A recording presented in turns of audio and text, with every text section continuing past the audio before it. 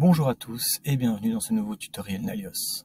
Aujourd'hui, je vais vous parler des précisions décimales et de leur utilité, notamment utilisées conjointement avec les précisions d'arrondi dans les catégories de mesure. Première chose, de quoi on parle quand on parle de précision décimale?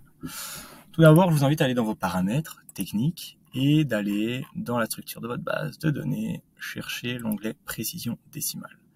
Ici, on voit les précisions décimales utilisées soit par exemple au niveau du volume, soit par exemple au niveau des unités de mesure, ce qui va nous intéresser, soit au niveau des prix.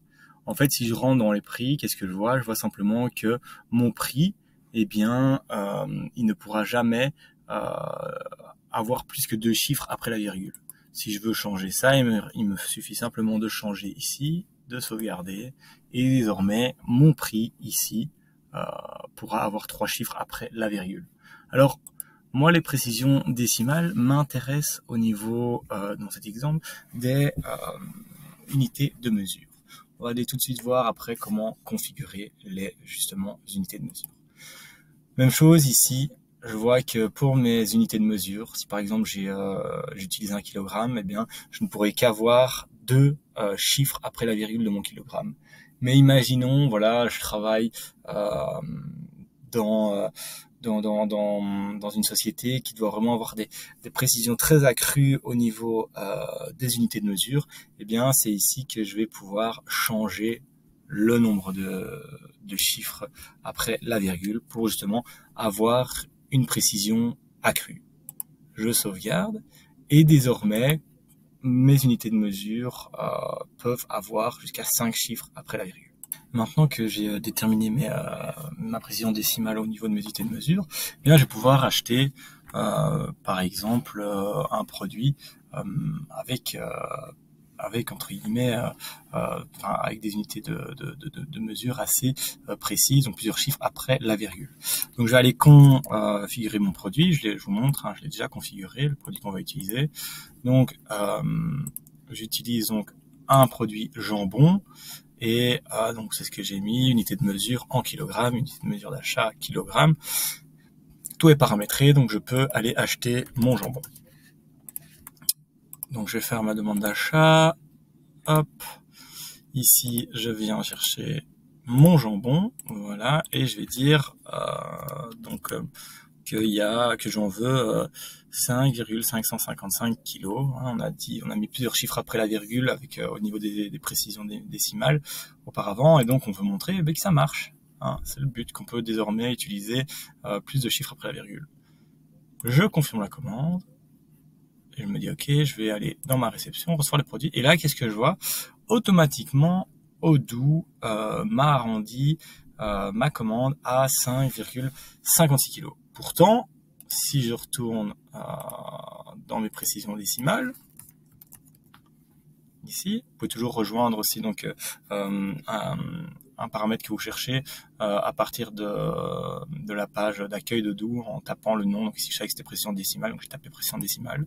Et là, je vois que pour les poids, pour les unités de mesure, ici, j'ai 5 chiffres après la virgule, donc normalement, ça devrait fonctionner.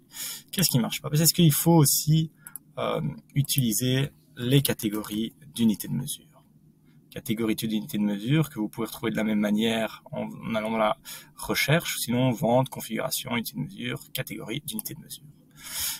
Et là, je vois effectivement ma catégorie d'unités de mesure. Ici, c'est les poids. C'est mon jambon, je voulais l'acheter en kilogrammes. Je vois qu'effectivement le kilogramme c'est une unité de référence pour cette catégorie. Par contre, je vois que la précision d'arrondi ici, elle est bloquée à 0,01. Et donc, il faut que les deux paramètres soient conjointement modifiés pour ici, par exemple, dans le cas de mes unités de mesure, pouvoir utiliser donc des unités de mesure avec 5 chiffres après la virgule. S'il n'y en a que un qui est modifié, ça ne marchera pas. Donc ici, je vais changer et je vais aller mettre, voilà, jusqu'à 5 chiffres après la virgule. Là, il me dit que j'ai mis un chiffre de trop, donc on va modifier. Voilà, ici, 5 chiffres après la virgule. Et il me dit aussi qu'il faut faire attention parce que on veut modifier unités, qu'il y a déjà des champs pour lesquels il y a eu des achats. Voilà, il nous invite à faire attention quand même à pas trop chipoter à ce genre de choses quand la base de données est déjà utilisée. Anyway, ici c'est juste pour le test, donc il n'y a pas vraiment de risque. Je vais retourner dans mes achats, ici, je vais refaire un nouvel achat. Donc à mon fournisseur test, je vais ajouter mon produit qui est mon jambon. Voilà, je vais mettre comme quantité la même chose, hein, 5,555 kg. Voilà. Je vais confirmer la commande. Je vais aller dans ma réception. Et là, maintenant, je vois effectivement donc ma demande 5,550, la quantité 5,555 kg. Qui a été entre guillemets accepté. Donc Odoo m'a permis de mettre davantage de chiffres après ma virgule.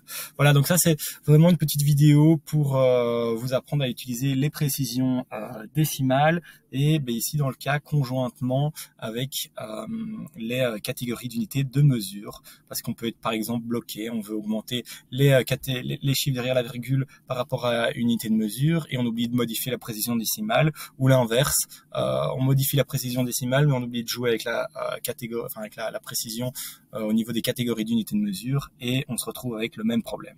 Donc en jouant conjointement sur ces deux tableaux, vous pouvez désormais avoir davantage de chiffres pour vos unités de mesure derrière la virgule. Voilà, j'espère que cette petite vidéo vous aura été utile.